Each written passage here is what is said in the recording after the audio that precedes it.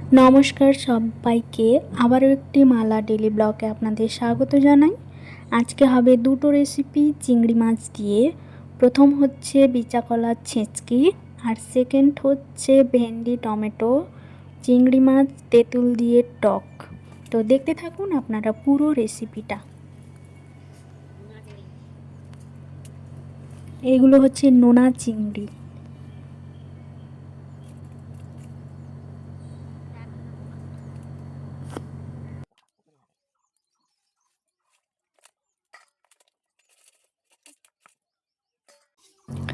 প্রথমে বিচা কলা ছেঁচকি বানানোর জন্য উনুন ধরিয়ে মা বসিয়ে দিল কড়াইয়ের মধ্যে দিয়ে দিল তেল দিয়ে দিল 5 ফোড়ন।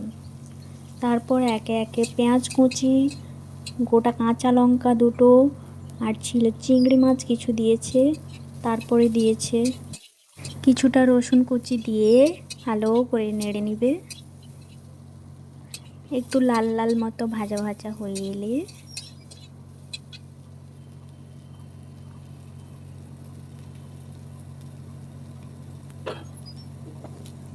তারপর দিয়ে দেবে স্বাদ মতো লবণ, দিয়ে দেবে হলুদের গুঁড়ো,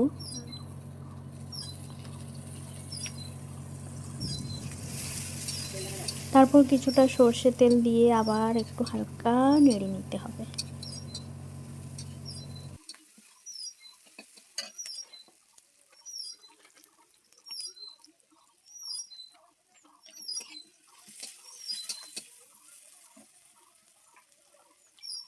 মশলাটা কষিয়ে নেওয়ার পর দিয়ে দেবে আগে থেকে কেটে রাখা বিচা কলা,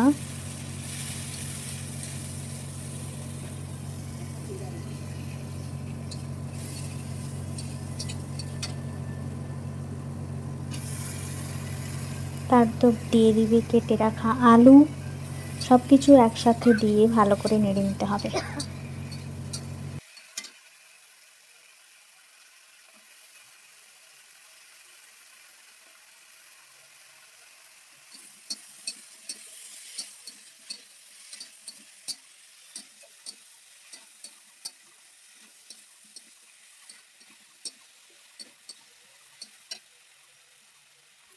এটাকে ঢাকনা দিয়ে হালকা করে প্রথমে একটু ভেজে ভেজে নিতে হবে।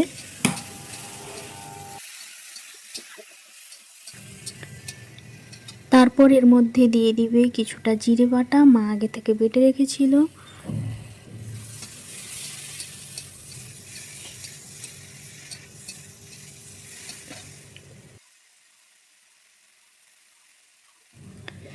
কিছুটা অল্প চিনি দিয়ে দেবে যাতে একটু টেস্ট ভালো হয় আর কি।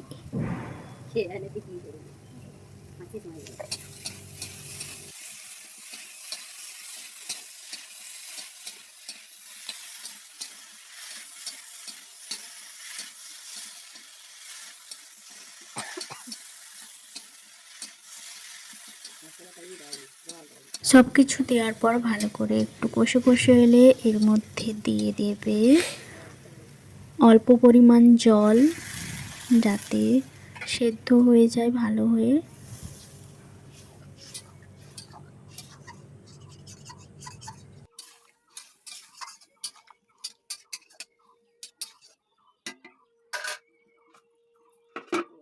তারপর দেখবেন জলটা মরে আসলে খুলে ভালো করে এটাকে ছেঁচে দিতে হবে ভালো করে। এই ছেঁচাটার কাছে এর হচ্ছে আসল টেস্ট, যেহেতু এটার নাম হচ্ছে বিচা কলার ছেঁচকি।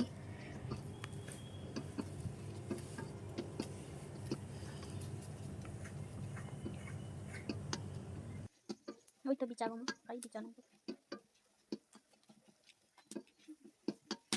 হয়েছিল।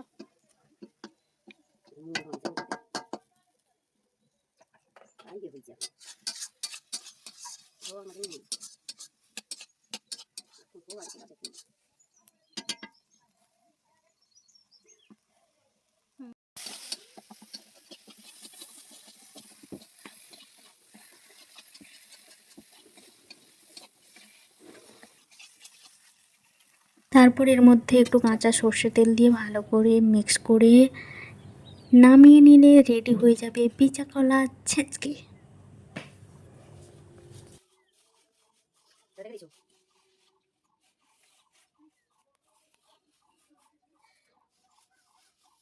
তো তারপর হচ্ছে সেকেন্ড রান্না। এদিকে আগে থেকে মা হচ্ছে ভেন্ডি আর হচ্ছে টমেটো কেটে রেখেছিল, আর যে চিংড়ি মাছগুলো ছিল ওগুলো ভালো করে কেটে নিয়ে তেল দিয়ে ভালো করে এটাকে ভেজে নিয়েছে। তো সেই ভাজার পরে সেই তেলে দিয়ে দিল 5 ফোড়ন, তারপর আগে থেকে কেটে রাখা সেই ভেন্ডি টমেটোগুলো দিয়ে তারপর এর মধ্যে একে একে দিয়ে দেবে হলুদের গুঁড়ো, দিয়ে দেবেন পরিমাণ মতো লবণ। আর আমরা একটু ঝাল খেতে ভালোবাসি, তো মা হচ্ছে একটু গুঁড়ি লঙ্কা ব্যবহার করেছে এর মধ্যে, আপনারা না চাইলেন স্কিপ করতে পারেন।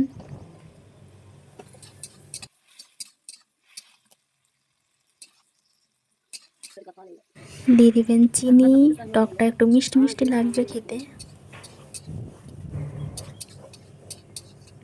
তো সব কিছু দেওয়ার পর ভালো করে এটাকে ঢাকনা দিয়ে হচ্ছে কষিয়ে নিতে হবে ভালো করে। তো মা এদিকে হচ্ছে বাটিতে জল দিয়ে তেঁতুলটা ভালো করে গুলিয়ে নিবে, জলে মিক্স করে নিবে।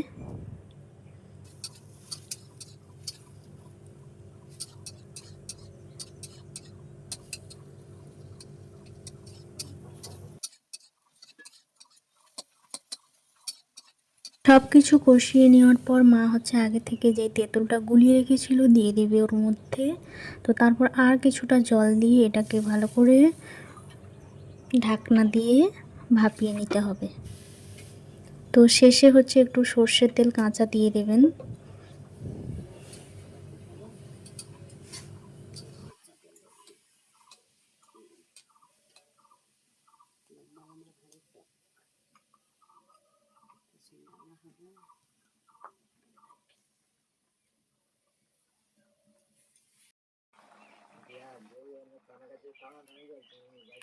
তো এই হচ্ছে আজকের দুটো রেসিপি। ভালো লেগে থাকলে please like comment share subscribe করতে ভুলবেন না। আর প্লিজ প্লিজ অনেক অনেক ভালোবাসা দেবেন, পাশে থাকবেন।